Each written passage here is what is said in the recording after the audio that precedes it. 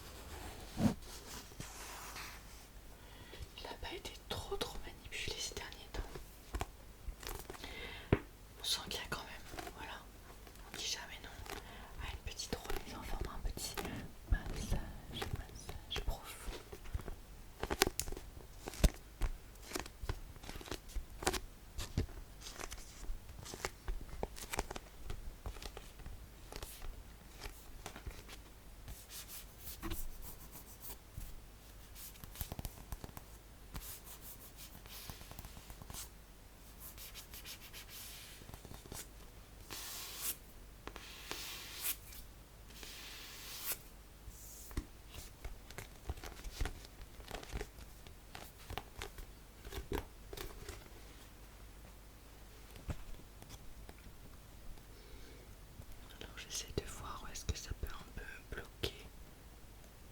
Ok. D'accord. Ah ok. Ah, c'est vraiment au milieu quoi. D'accord. Donc c'est au chapitre 15. On a un petit point de blocage là.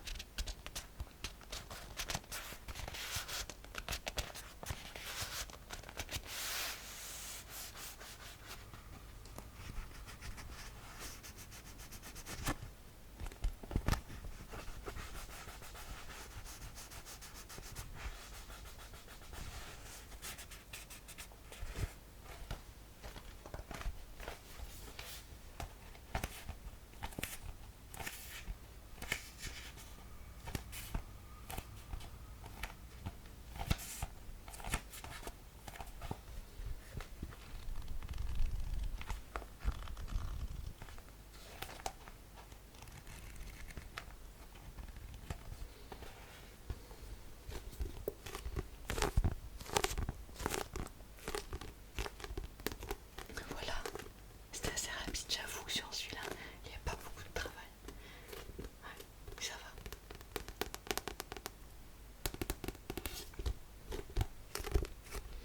La ferme des sapins de Noël, c'est bon. Et en dernier, on va avoir du coup la maison des pancakes aux fraises. Alors celui-là, par contre, il va avoir beaucoup de besoin, je pense, parce que je viens de le finir. Voilà, je l'ai terminé avant-hier. Donc il a été extrêmement manipulé, apporté un petit peu partout au travail, à l'école. Ouais, on voit qu'il y a... c'est plus intense. C'est plus intense.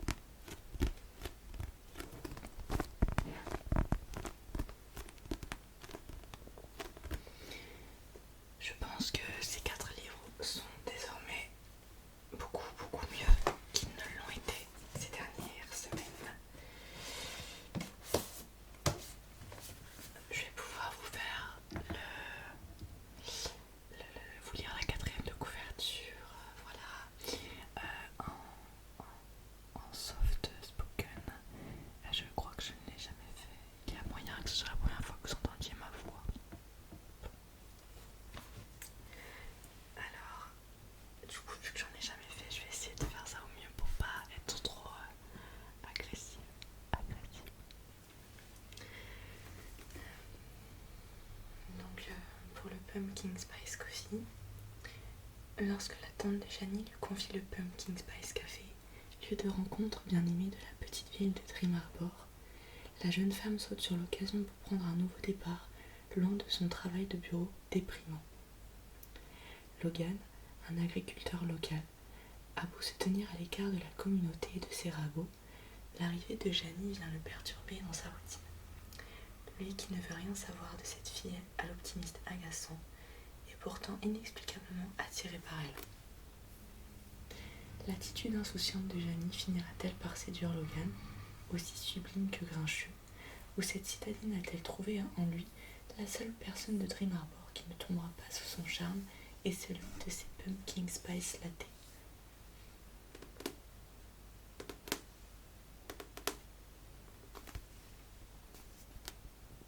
Donc voilà pour le premier roman qui se déroule à Dream Harbor. En fait, tout se passe dans la même ville. Et ce sont des personnages qu'on revoit d'un livre à l'autre. Et on s'occupe un peu plus d'eux. Voilà, c'est les personnages principaux de chacun des livres. Ils sont pas encore tous parus en France. Il me semble qu'il y en a 6 ou 7. Voilà, le prochain il sortira en octobre de cette année. Ensuite, le deuxième, c'est la librairie du Cinnamon Roll. Quand un mystérieux message secret surgit des pages d'un livre à la librairie du Cinnamon Bun, Hazel est intriguée, mais incapable de le déchiffrer. Alors que d'autres codes énigmatiques se glissent entre les pages, elle décide de suivre les indices, mais elle ne peut pas le faire seule. Noah, un pêcheur charismatique, et toujours partant pour l'aventure, saute sur l'occasion. Une chasse au trésor ? Voilà qui promet d'être palpitant.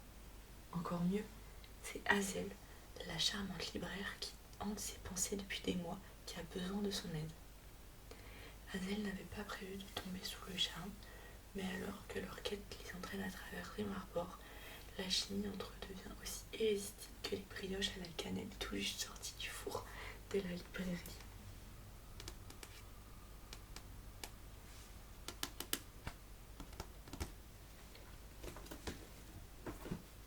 Donc je vous ai pas dit, mais ça se passe en septembre, du coup tout la couleur, un peu l'ambiance. Là on est plutôt sur octobre-novembre. Bon, le prochain je vais pas vous faire de dessin, on est sur décembre. La ferme des sapins de Noël. Kira North déteste Noël. Un comble puisqu'elle vient tout juste d'acheter une ferme de sapins de Noël dans une petite ville si adorable qu'elle pourrait figurer sur une carte postale. Bennett Ellis, quant à lui, est venu à Dream Harbor pour faire le tumulte de sa vie et son irrésistible besoin de tout réparer. Mais le destin, capricieux comme toujours, l'enferme sous un épais manteau de neige à la ferme de Kira. Comme par hasard, me direz-vous. Malgré son attitude de Grinch, Ben découvre peu à peu que la magie des guirlandes scintillantes, l'odeur des sapins fraîchement coupés et la promesse d'un chocolat chaud peuvent faire fondre bien des cœurs. Et peut-être, juste peut-être, ces deux âmes égarées trouveront-elles dans ce Noël inattendu une raison de croire à nouveau en la magie des fêtes et en l'amour. C'est tellement cucu. C'est super drôle. Moi j'aime bien, c'est un peu des petits romans à lire, tranquillou, sans prise de tête. C'est trop bien. Et donc lui, que je viens de finir, c'est La maison des pancakes aux fraises. Il se déroule de mars à juin-juillet. Archer, chef mondialement célèbre et père solo, n'aurait jamais cru troquer ses cuisines étoilées pour un diner spécialisé dans les pancakes, niché dans une petite ville. Mais Dream Harbor a besoin d'un chef, et lui, d'un endroit où élever sa petite Olive avec un coup de main. Iris n'a jamais réussi à garder un emploi plus de quelques mois, alors quand elle apprend qu'Archer cherche une nounou à domicile, son instinct lui hurle de filer loin, très loin. Et pourtant, la voilà plongée dans une nouvelle vie, une fillette craquante, des montagnes de pancakes, un patron calme qui aime cuisiner et une tension impossible à ignorer. Rester pro, facile à dire. mais alors vraiment pas à faire.